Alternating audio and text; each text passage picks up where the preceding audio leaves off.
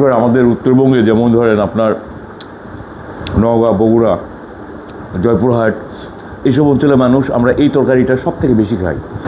আসসালামু আলাইকুম দর্শক, সকলে কেমন আছেন? আশা করি সকলে ভালো আছেন, সুস্থ আছেন। অফিস থেকে এসে একদম ফ্রেশ হয়ে লুঙ্গি পরে আরাম করে খেতে বসছি।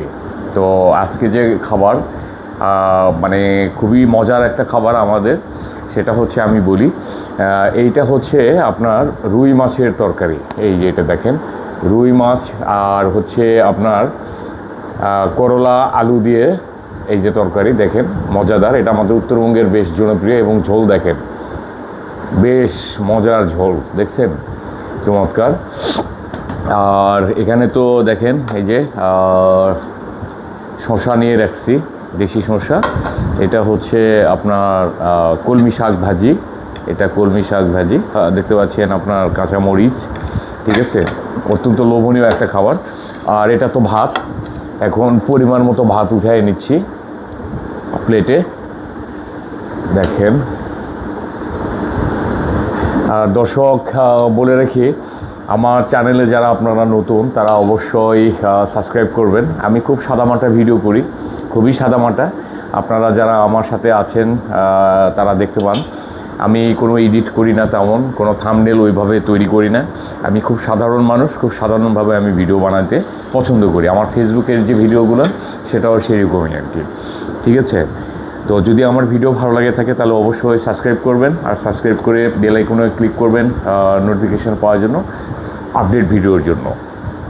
দর্শক, এখন এই যে খাওয়া শুরু করছি। প্রথমে আমি যেটা নিব সেটা হচ্ছে এই যে শাক ভাজি। দেখেন, এটা হচ্ছে শাক ভাজি।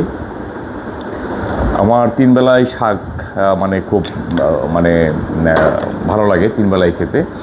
তো শুরু করছি, আগে শাক দিয়ে শুরু করছি। দেখেন শাক, দেখেন এক একটা, ক্যামেরা একটু কাছে, এই যে শাক দেখেন, একটার সাথে একটা মনে করেন যে আস্ত শাক, ঠিক আছে। এটা আমার খেতে ভালো লাগে, একদম সবুজ, ঠিক আছে, গ্রিনের মতো লাগে। বিসমিল্লাহ। এক কথায় যদি বলি, মানে অতুলনীয় এক কথায় দর্শক, হ্যাঁ, এক কথা অতুলনীয়।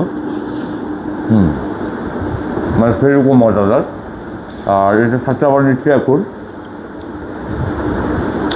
এই ঝোল নিচ্ছি একটু প্রথমেই, তারপরে একটু আলু আর একটু করলা মিক্সড একটু সুন্দর করে নিচ্ছি, নিয়ে এইভাবে একটু খাওয়া শুরু করছি, ঠিক আছে। আপনারা বাসায় কিন্তু এরকম করে ট্রাই করবেন। বিশেষ করে আমাদের উত্তরবঙ্গে যেমন ধরেন আপনার নওগাঁ, বগুড়া, জয়পুরহাট, এইসব অঞ্চলের মানুষ আমরা এই তরকারিটা সব থেকে বেশি খাই, ঠিক আছে। মানে করলার প্রতি আমাদের মানে অনেক চাহিদা, আমরা পছন্দ করি করলা দিয়া, মাছ দিয়া, আলু দিয়া, পটল দিয়া, মানে পছন্দ করি। আর এখন আপনার ঈদের পরে, ঈদের সময় প্রচুর মাংস খাওয়া হয়েছে, তো ঈদের পরে এখন এরকম ঝোলের তরকারি খেতে ভালো লাগে, কারণ এখন অনেক রোদ পড়তেছে। আর রোদের সময় এরকম ঝোলের তরকারি খাবেন, দেখবেন বেশ ভালো লাগবে। ঝোলের তরকারি শরীরটাকে ভালো রাখবে। আর আমার এই তরকারিতে, আমার বাসায় যেটা আপনার মশলা যেটা দেওয়া হয়, মশলাগুলো কিন্তু সম্পূর্ণ বাটা মশলায় দেওয়া হয়, হ্যাঁ, সম্পূর্ণ বাটা মশলা।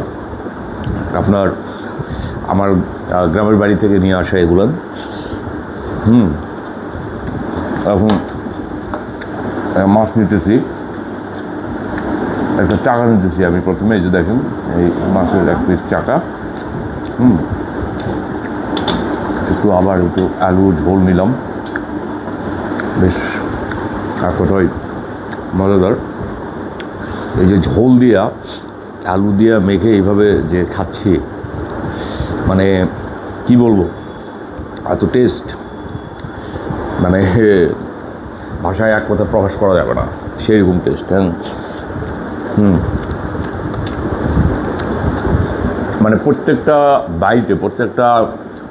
বাইটে আমি একটা স্মেল পাচ্ছি, সেটা হচ্ছে আপনার প্রত্যেকটা মশলা ঠিক পরিমাণ মতো কিন্তু আপনার মানে ইয়ে হয়েছে, এবং যে ভাইব্রেন্টটা আমি পাচ্ছি আর কি যখন বাইট করতেছি আর কি। হ্যাঁ,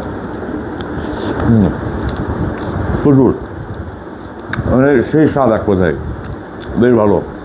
মাছটাও কিন্তু দেখেন ছোটো রুই মাছ, এই যে দেখেন ছোটো রুই মাছ, পিস কিন্তু খুব বেশি বড় না, ঠিক আছে।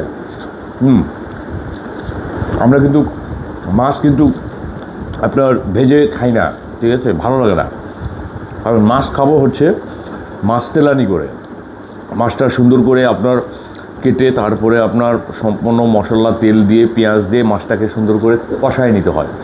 কষায় নিয়ে তারপরে আপনার এটা তরকারিতে দিয়ে, তরকারি যখন সিদ্ধ হয়ে যাবে, মোর দেন 70% সিদ্ধ হয়ে যায়, তরকারি হয়ে যায়, তখন ওই যে আপনার মাছের যে আপনার মানে মিক্সড করা থাকে যেটা প্রথমে রান্নাটা, তেলানি যেটাকে বলে,